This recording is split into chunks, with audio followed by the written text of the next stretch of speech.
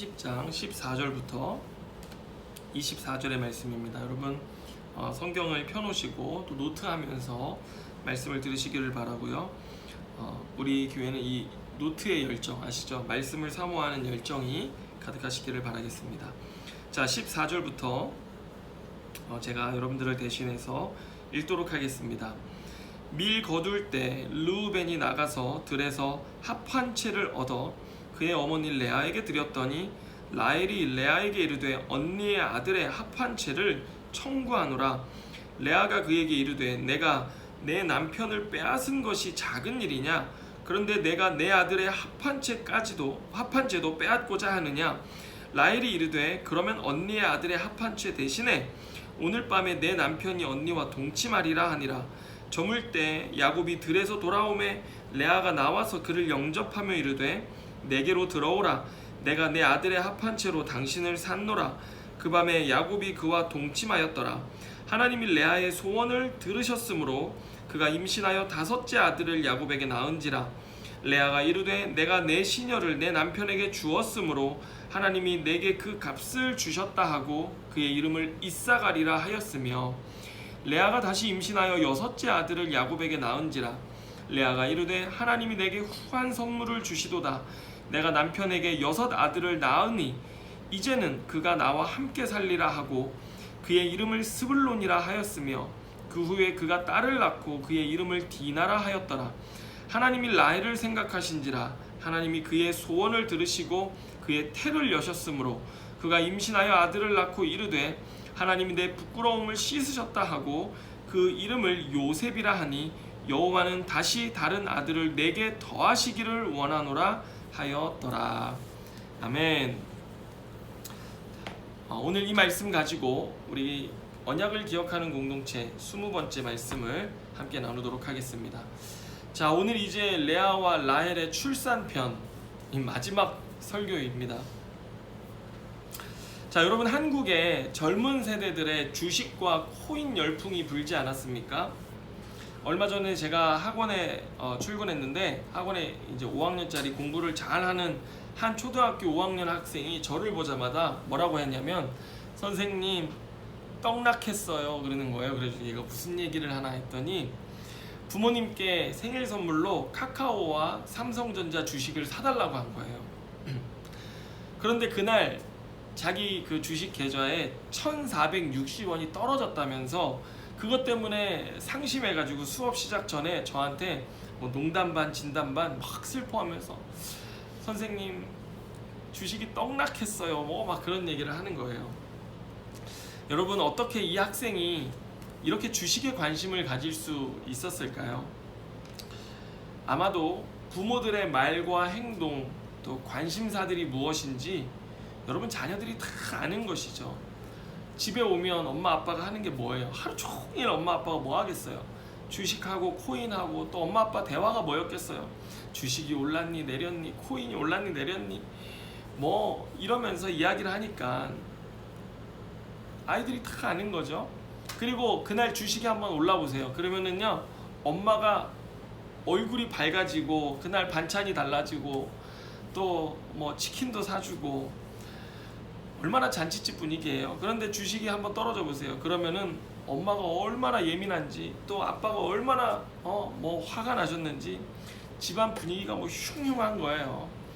그래서 아이들이 그 부모들의 반응을 똑같이 보고 자기들도 똑같이 반응하는 겁니다. 주식이 오르면 기뻐하고 주식이 떨어지면 떡락했다고 뭐 이야기하고 하는 거죠. 참 재밌지 않습니까? 자, 그런데 오늘 본문 14절 말씀을 보면요, 레아의 첫째 아들 르우벤이요, 이 집안 분위기를 아는 거예요. 여러분 제가 14절 말씀을 세번역 성경으로 한번 읽어드리도록 하겠습니다. 14절 말씀을 세번역 성경으로 한번 보면, 보리를 거두어 드릴 때에 르우벤이 들에 나갔다가 자귀나무를 발견하여 어머니 레아에게 가져다 주니 라헬이 레아에게 말하였다. 언니, 아들이 가져온 자귀나무를 조금만 나눠줘요. 이렇게 말씀하거든요.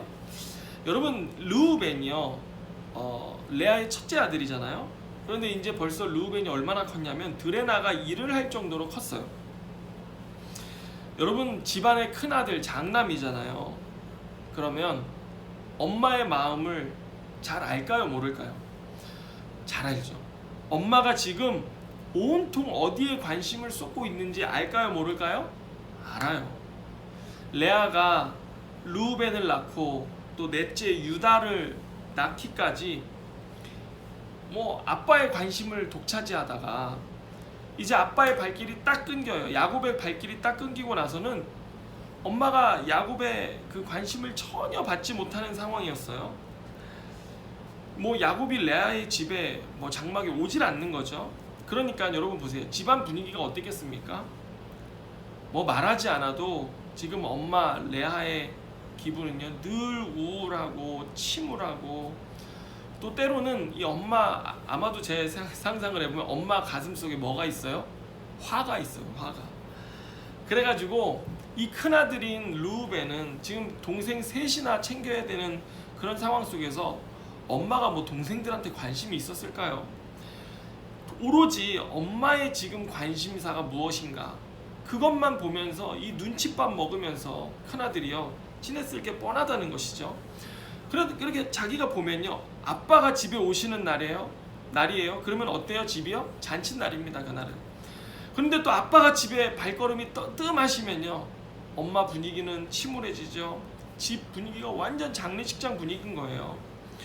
뭐 지금 엄마가 온통 이 출산하고자 하는 그 열망과 또 아버지 야곱의 사랑을 얻는 데만 막 혈안이 돼 있으니까 뭐 집안이 온통 이렇게 돌아가고 있으니까요 큰아들 장남인 르우벤도 엄마의 고통과 아픔을 또 엄마의 열망이 무엇인지를 잘 알고 있었던 것입니다. 그런데 어느 날 이 르우벤이 일을 하다가 밭에서 우리 개역 성경에는 합환채라고 돼 있고 세번역 성경에는 자귀나무라고 돼 있는데 이 합환채를 발견한 거예요. 여러분 이 당시 이 합환채가 뭐냐면 영어로 그 이름이 뭐냐면 러브 프루트입니다. 사랑의 과일이에요.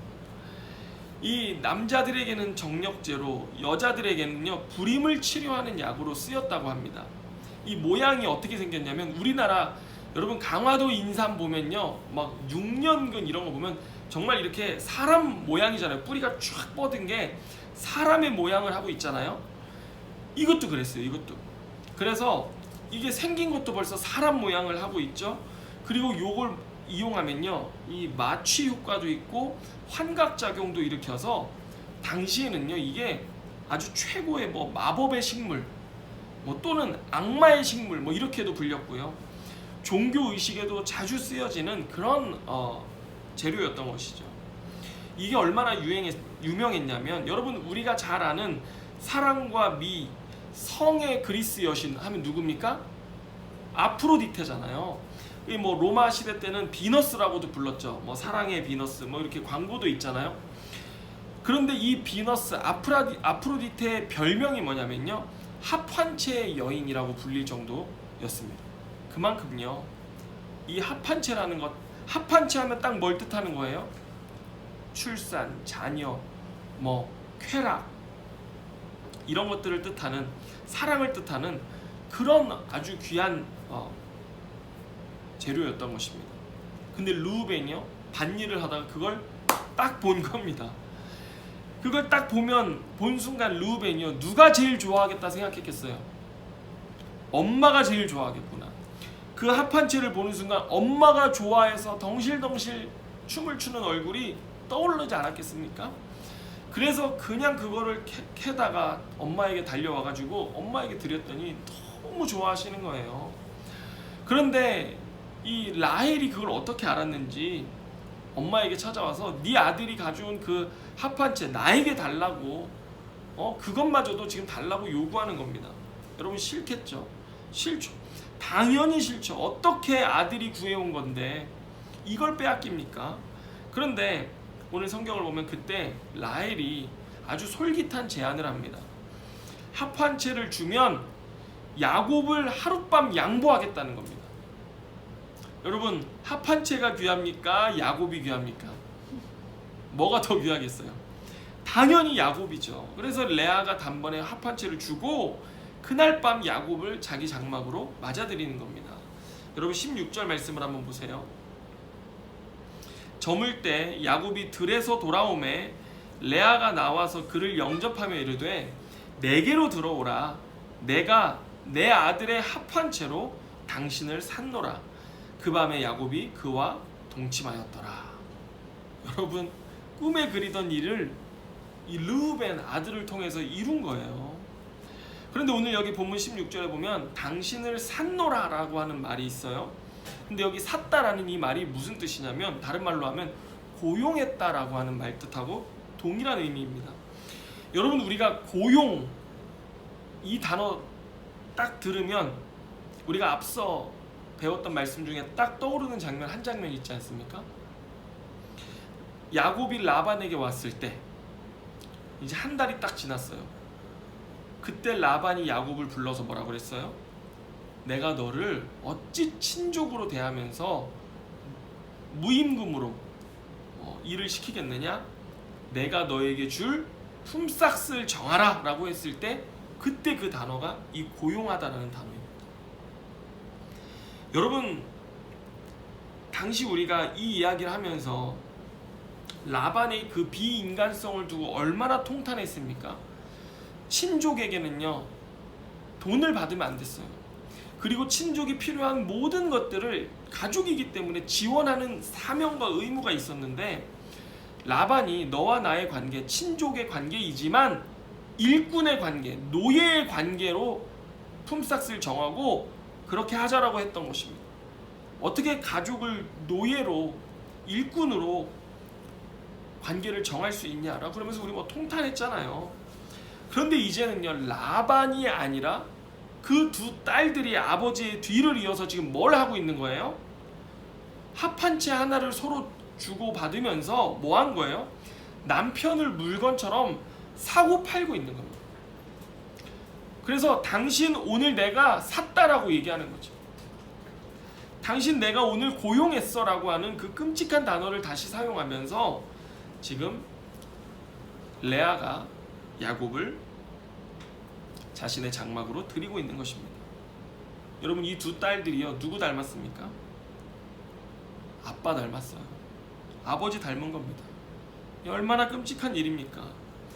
여러분, 지금 우리가 라반과 이 라헬, 레아의 가정을 보면 무슨 문제가 있습니까?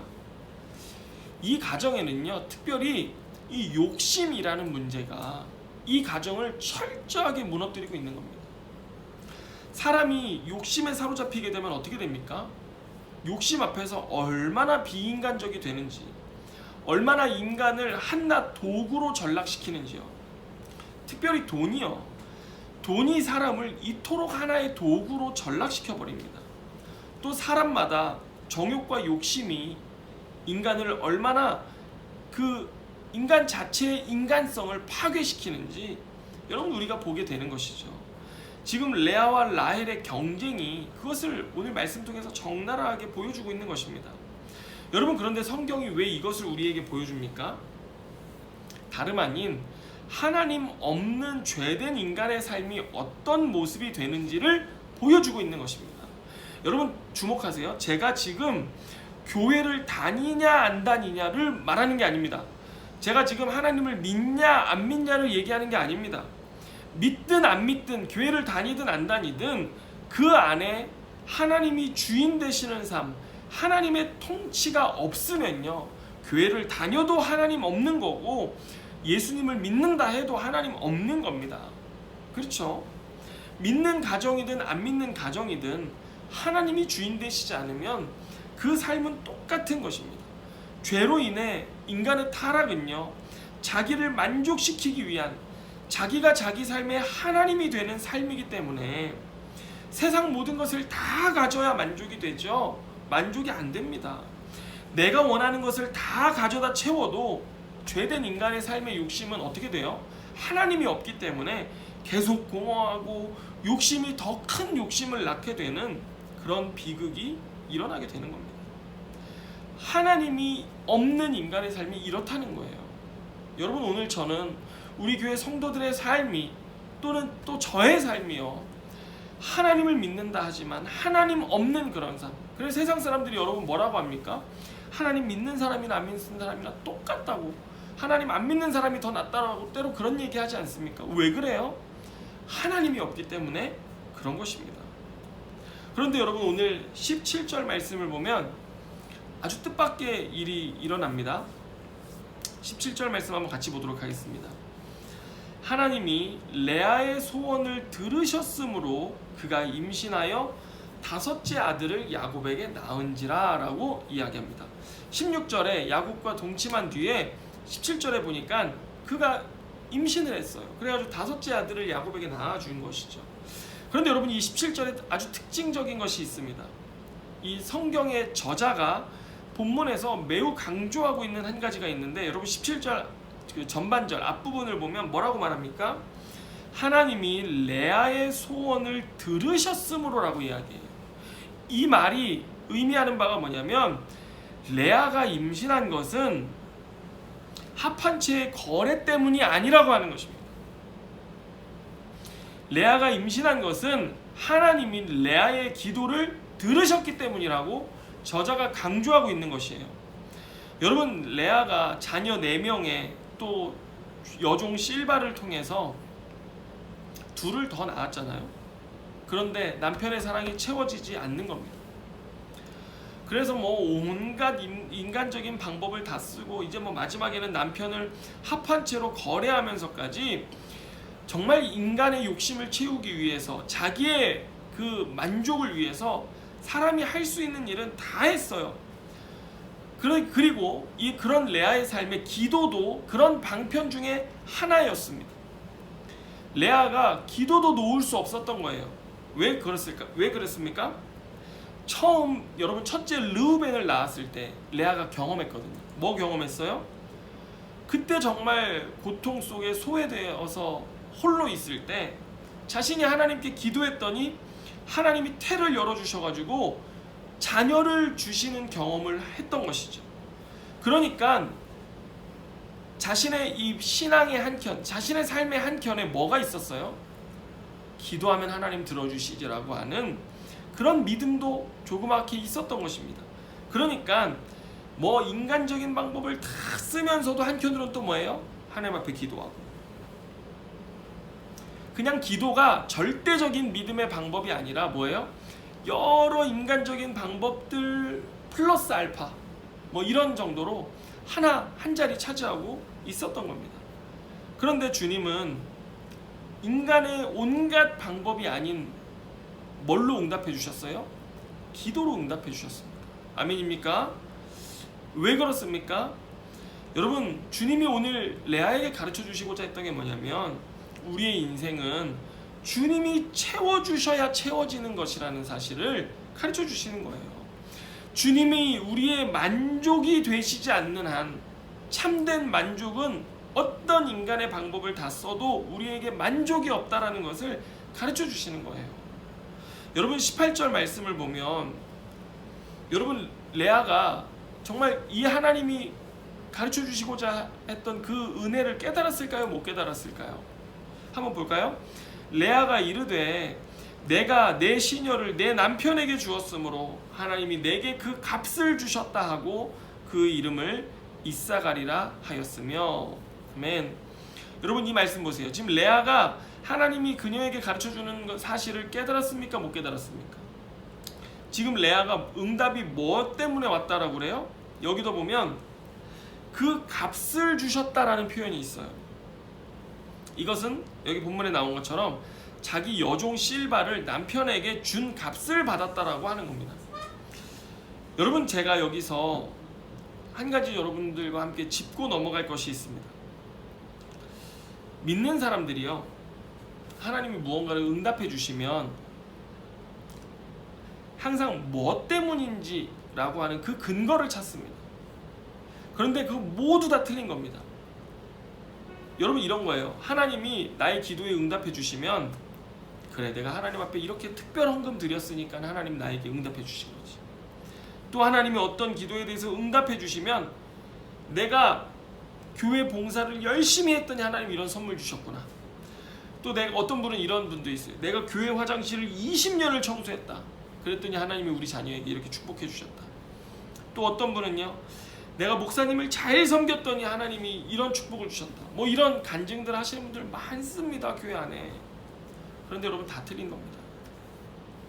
왜냐하면요, 기독교의 신앙은 인간의 노력이나 공로에 결코 근거하지 않습니다.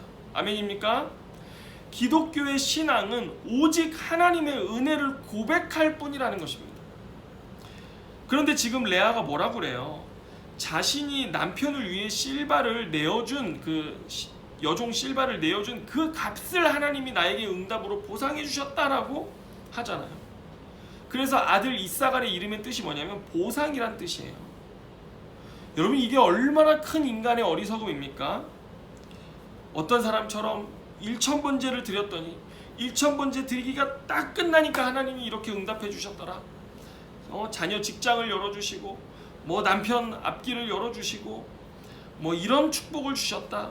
여러분, 이런 논리 자체가요, 정말 들으시는 분들 중에 죄송하지만 비기독교적인 논리입니다.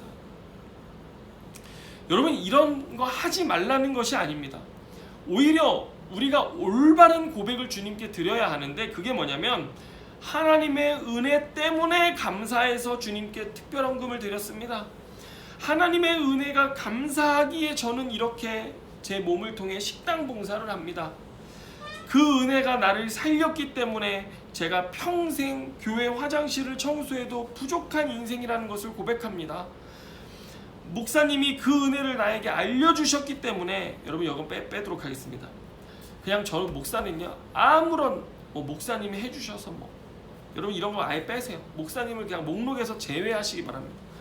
그냥 목사는요, 한 사람의, 여러분들도 성도예요, 저도 성도이지 않습니까? 그냥 서로 성도이기에 사랑하고 아끼고 교제하는 것이지요. 목사님이 그 은혜를 알려주셔서, 여러분 이런 거 그냥 빼세요. 죄송합니다. 제가 그냥 빼겠습니다. 오로지 목사님의 은혜도 아니고요, 오직 주의 은혜로 모든 것 저에게 주셨으니 제가 감사하여서 이렇게 주님께 드리고 섬기고 헌신합니다. 여러분, 이 고백이요, 철저하게 기독교적인 고백이라는 것입니다. 여러분, 모든 것이 주님의 은혜 때문인 줄로 믿으시기를 바랍니다. 아멘입니까?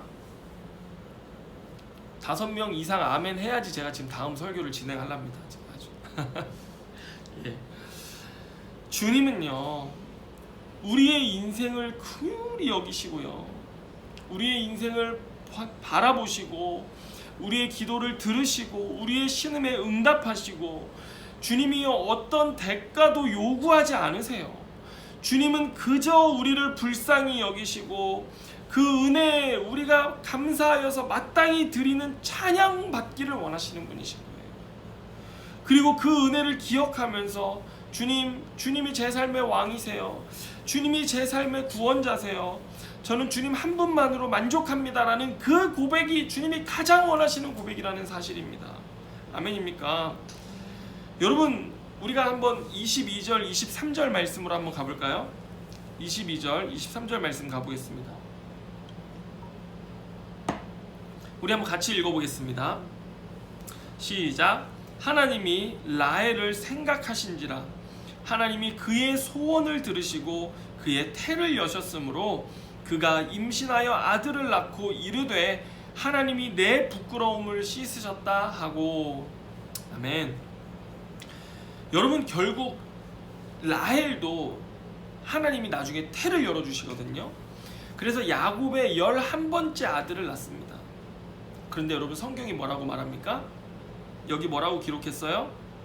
22절에 하나님이 라헬을 생각하신지라 라고 말씀하세요.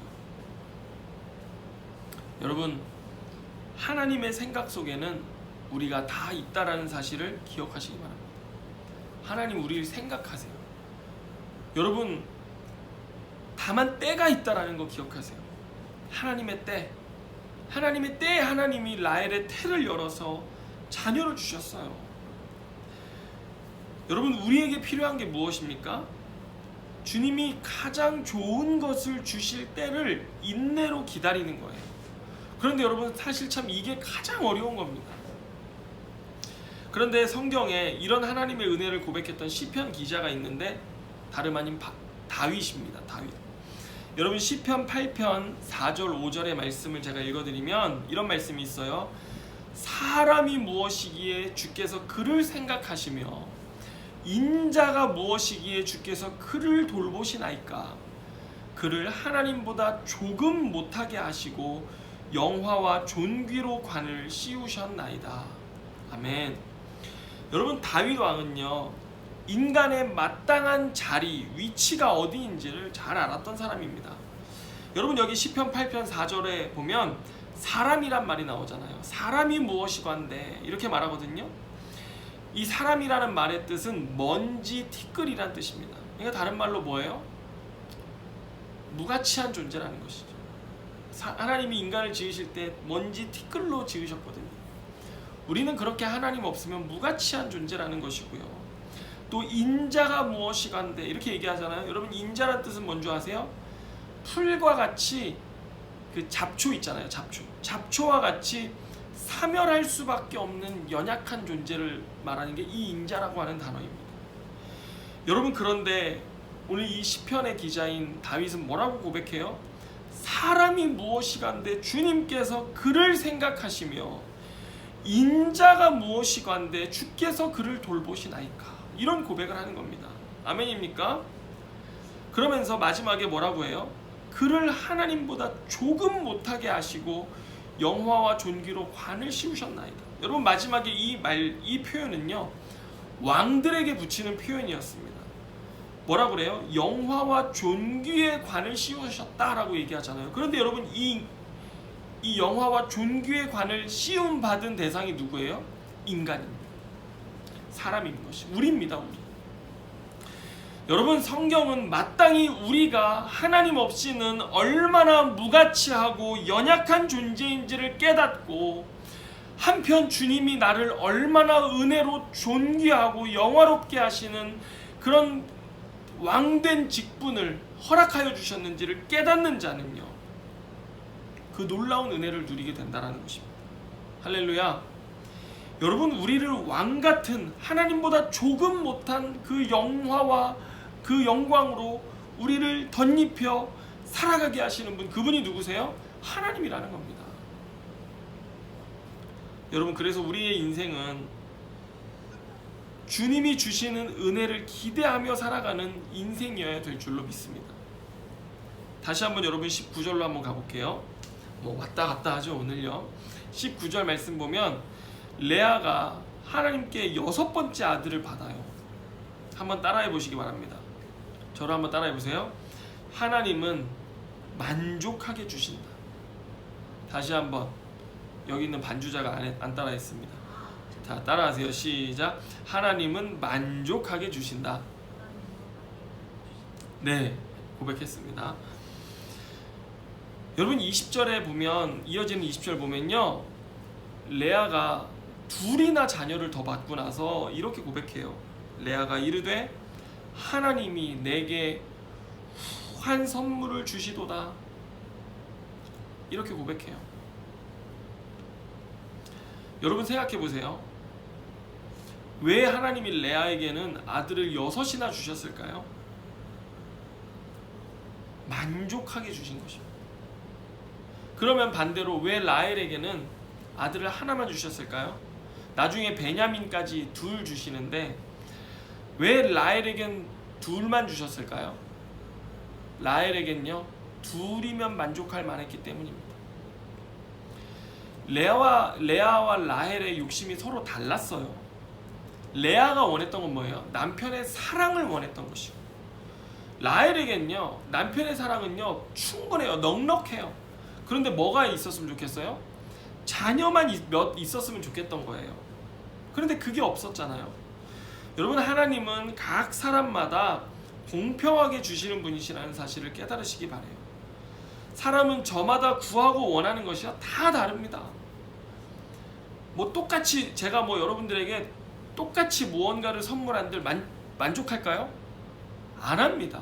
왜 목사님 저 사람은 저걸 주고 나한테는 이걸 주고 왜 저 사람한테 저걸 주시고 이걸 제가 똑같이 10,000원짜리를 사서 줬다 한들 여러분 누구도 만족하는 사람 없습니다.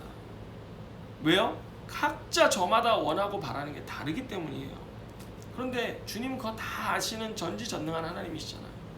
그러니까 각 사람이 원하는 것을 족하게 주시는 분이시라는 거예요. 아멘입니까?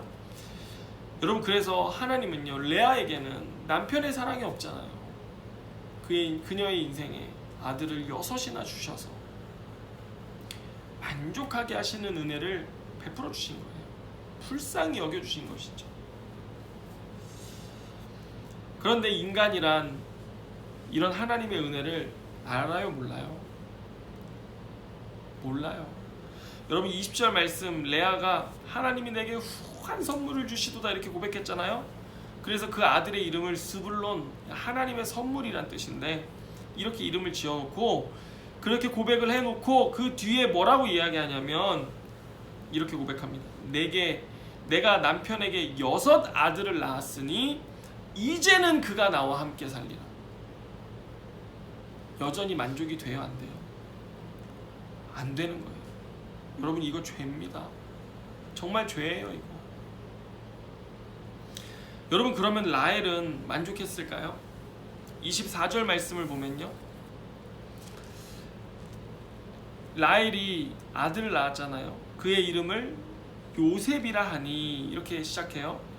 여호와는 다시 다른 아들을 내게 더하시기를 원하노라 하였더라. 여러분, 라헬이 아들을 하나님이 긍휼히 여기셔서 선물로 주셨는데, 그 아들의 이름 뜻을 뭐라고 줬는지 아세요? 하나만 더 주세요. 이렇게 아들 이름을요, 다른 아들 하나만 더 주시기를 원합니다. 이렇게 지었어요.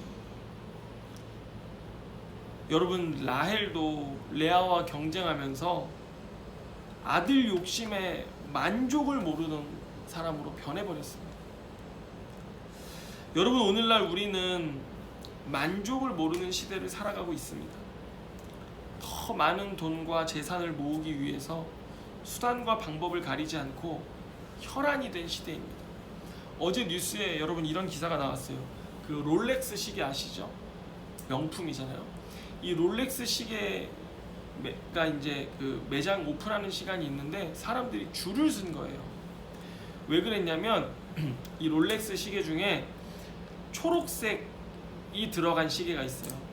이게 별명이 뭐냐면 스타벅스 시계예요. 이 시계가 1,500만 원을 호가하는데 그걸 사잖아요. 이걸 사면 이 시계의 희소성 때문에 당근마켓에서 이거를 다시 되팔면 얼마에 팔 수 있는 줄 아세요? 1,000만 원을 더 붙여서 2,500만 원에 팔아도 팔린다는 거예요. 그래서 사람들이 롤렉스 시장 앞에 줄을 서서 품귀 현상이 일어났다고 하는 기사가 있었어요. 여러분, 뉴스에 또 보니까 부동산 갭 투자로 집을 400채를 가진 모녀의 문제가 나왔더라고요. 여러분, 도대체 얼마를 더 가져야 우리 인간은 만족할까요? 여러분, 오늘 이 말씀을 통해서 우리도요, 우리 안에 숨은 욕심을 주님께 내려놓기를 원합니다. 이스라엘 백성이 가나안 땅에서 얼마나 욕심과 탐욕을 부리다가 멸망했습니까? 그런데 그들이 가나안 땅 들어오기 전에 광야에서요, 그때는 주님의 은혜만 전적으로 의지할 수 있는 시간이었거든요.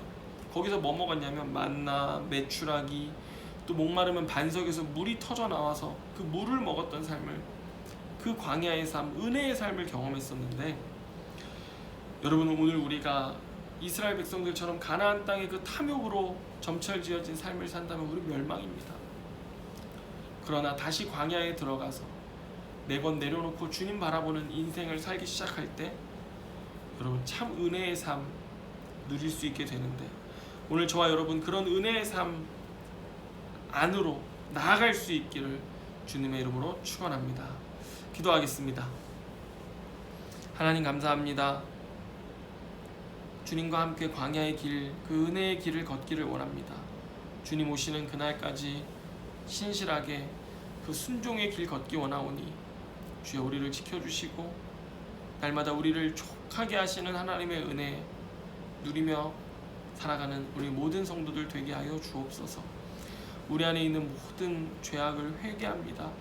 주님, 믿는 자나 안 믿는 자나 똑같아져 버린 하나님, 우리 안에 있는 이 죄악들을 용서하시고 주님 원하시는 뜻대로 다시 돌이켜 주님이 원하시는 그 삶의 자리, 다윗이 알았던 그 삶의 위치에 서서 주님을 바라보며 한없이 연약한 인간, 죽을 수밖에 없는 인간, 먼지와 티끌밖에 안 되는 무가치한 인간이었던 그 자리에서 주님의 은혜로 왕같은 삶을 사는 우리 모든 성도들 되게 하여 주옵소서.